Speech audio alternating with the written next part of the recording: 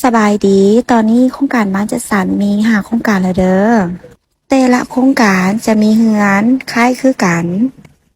ทุกหลังจะมี4ห้องนอน5ห้องน้ำโครงการที่1อยู่บ้านสารคำโครงการที่2อยู่บ้านนาสังไพโครงการที่3อยู่บ้านดอนโนนโครงการที่4อยู่บ้านหนองทาโครงการที่5อยู่บ้านปากทาง จองล็อกเรือนำซันนี่เริ่มต้น $2,000 หา $5,000 จ่ายให้โครงการก่อน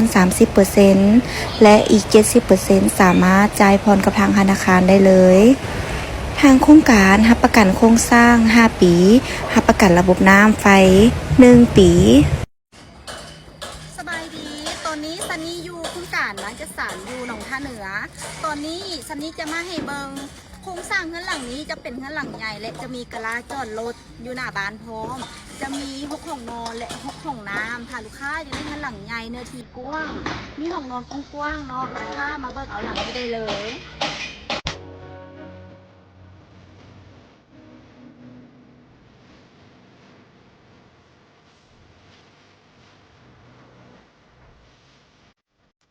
ตอนนี้จะพาเข้ามาเบิ่งเฮือนตัวอย่างทางไหนได้เข้ามาในจะเป็นบอลนางลินตัวนี้จะเป็นไว้บอลวางเฟอร์นิเจอร์และจะไว้บอลวางโต๊ะกินข้าวห้องนี้จะเป็นเรือนครัวไหนแต่ว่าเรือนครัวแล้วแม่ลูกค้าสามารถเรียนได้บางหลังนี้แม่จะมีเรือนครัวไหนและจะมีห้องน้ำและห้องนอนอยู่ชั้นลุมห้องน้ำนี่จะแม่ใช้รวมเลยตัวนี้จะเป็นห้องนอนชั้นลุมแต่ว่าจะมีห้องน้ำอยู่เนาะจะได้ห้องนอนกว้างแบบนี้ตอนนี้เขาขึ้นมาชั้น2จะมีห้องนอนใหญ่และห้องนอนน้อยทั้ง2ห้องแต่ว่าห้องนอนน้อยเนาะขนาดจะเท่ากัน3 เมตร 5คือ3 เมตร 5และห้องนอนใหญ่จะ4คูณ8 เมตรเข้ามาเบิ่งกันเลยห้องนอนใหญ่อันนี้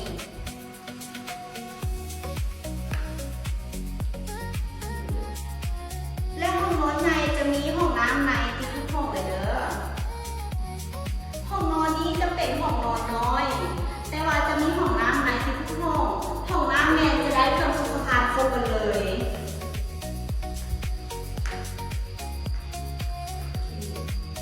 และห้องนอนตัวนี้จะมีบอลจุดชมวิวจะเห็นภาพแบบบรรยากาศวิวงามแหงถ่ายได้ห้องตัวนี้ไปบอกสุดยอดเลยคืองามเพราะว่าห้องนอนตัวนี้เนาะจะมีห้องน้ำในที่พร้อมห้องนอนตัวนี้จะมีระเบียงแต่ว่าถ้าลูกค้าประมาณลูกค้าบอกก็ได้แต่ว่าจะมีระเบียงจะได้แบบชมวิวภาพบรรยากาศต่างๆเงินทุกหลังจะได้เงินครัวหลังบ้านกว้างแบบนี้เลยบ่ต้องย่านว่าเงินเฮาจะมีเงินครัวนอกให้แต่ว่าจะมีเงินครัวนอกให้และจะได้กว้างแบบนี้จะมีกระดานจอดรถไว้สำหรับจอดรถ2 คันเดินหน้าบ้านจะกว้างสามารถจอดได้หลายคันเลย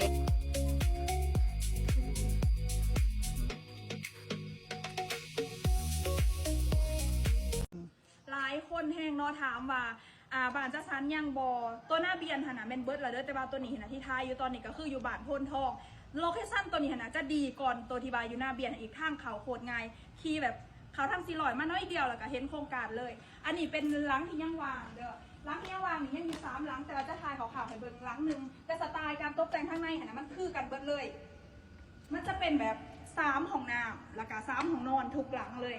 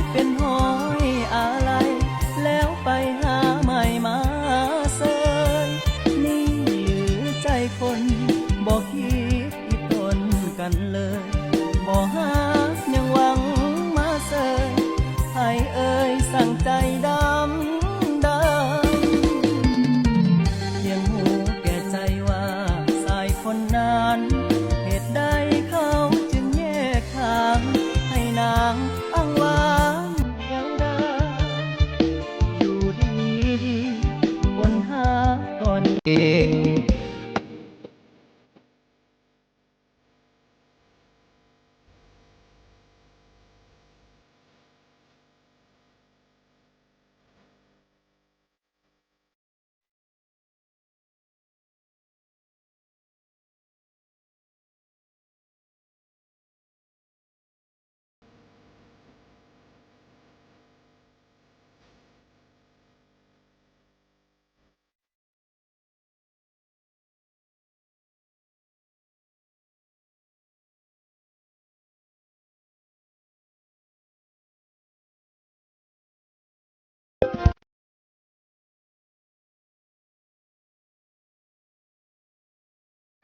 าสุขสบายดีเนาะหลังปีใหม่ลาวเด้อวันนี้เราจะมาอัปเดตเนาะ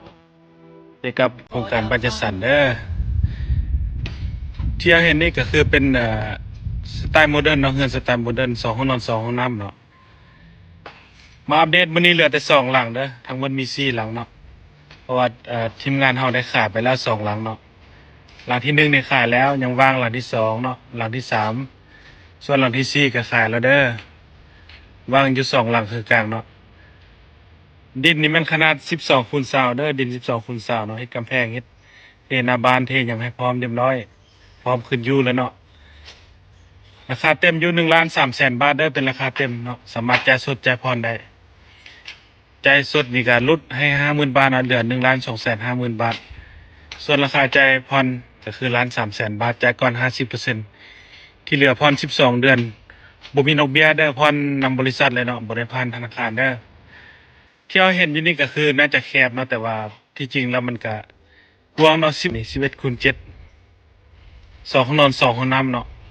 ถือว่ายังหลังยังวางอยู่2หลังนี่ก็ทางในแต่ก็ถือว่าเฮ็ดเพดานเฮ็ดอย่างเรียบร้อยแล้วเนาะเหลือแต่เวียกกะโลเนาะเวียกกะโลเวียกไฟฟ้าก็ถือว่าเวียกตกแต่งทาสีก็ถือว่าพร้อมขึ้นอยู่ได้เลยเนาะทีมงานก็เตรียมเทพื้นเนาะ เตรียมเทพื้นหน้าบ้านให้ภายในอาที่นี้เนาะ ทุกคน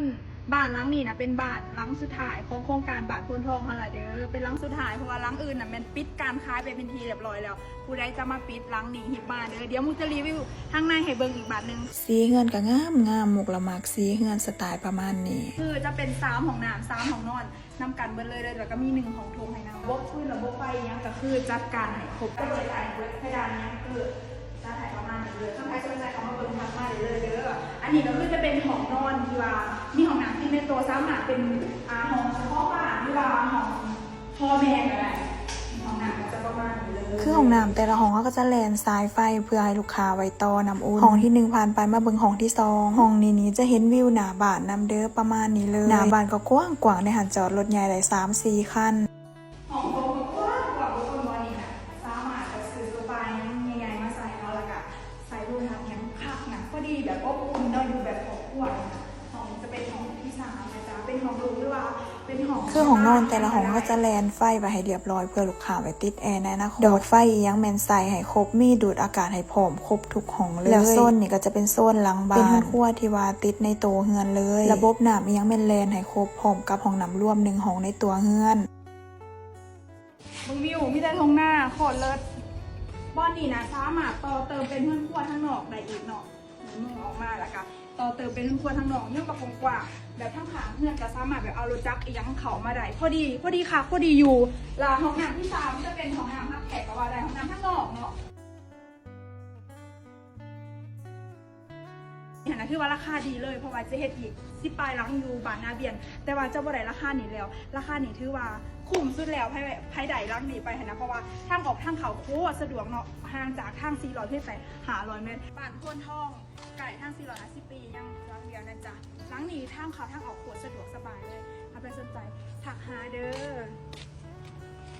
ทุกคนตอนนี้นะมุกอยู่บ้านจัดสรรบ้านหน้าเบียนเด้อไกลๆบ้านมุกเองเลยไกลๆบ้าน อันนี้จะเป็นเฮือนจัดสรร3ห้องนอน3ห้องน้ำราคาล้านปลายบาทเองราคาดีแฮงมาทางคิวโรซ้ายไต่เด้อบ้านนาเบียนเฮานะแล้วก็โตเฮือนนี่นะห่างจากทาง400แต่2นาทีเอง500นำไลฟ์ไฟสะดวกคนอยู่หลายแน่นอนเขตไฟบ่มีตกอีกเด้อเขตนี้นะพอเป็นแลนหมอแบงมาให้ใส่เฉพาะดินเลยวัสดุทั้งในก็ยางดีเลยห้องโถงก็กว้างประมาณ2 เมตรปลาย3 เมตรนี่ละเพดานยังก็ตบแต่งให้ยางงามมีแต่ว่าเสือแล้วก็ล้าง มือล้างตีนขึ้นมาอยู่ได้เลย อันนี้จะเป็นห้องนอนที่1เด้อจะเห็นวิวหน้าส่วนตัวนี้จะเป็นห้องนอนที่2ห้องนอนตัวนี้จะมีห้องน้ำติดเด้อเหมาะสำหรับเจ้าของบ้านหรือว่าผู้เฒ่าห้องนี้ก็จะกว้างเป็นห้องใหญ่กว้างกว่าห้องอื่นสุขภัณฑ์นั้นนี่เฮาติดตั้งให้เรียบร้อยแล้วก็มีทรายน้ำอุ่นแลนฟืนแลนไฟอีหยังให้ครบดูดอากาศก็ใส่ให้ครบทุกห้องเลยแล้วตัวนี้จะเป็นห้องนอนที่3เด้อถ้าใครสนใจอยากมาเบิ่งเฮือนตัวจริงก็ทักหาหมุกได้เด้อตอนนี้ยังวางอยู่4หลังเพิ่นจะเฮ็ดทั้งหมดแม่นหาหลังเรียนกันแต่หลังที่1หันเพิ่นซื้อเดี๋ยวมาเบิ่งห้องน้ำทางในต่ออันนี้จะเป็นห้องน้ำในเฮือนเด้อติดตั้งทุกอย่างให้ครบแล้วมีแต่มาซื้ออยู่แล้วก็ติดตั้งหม้อน้ำอุ่นเติมได้เพราะว่าสายไฟ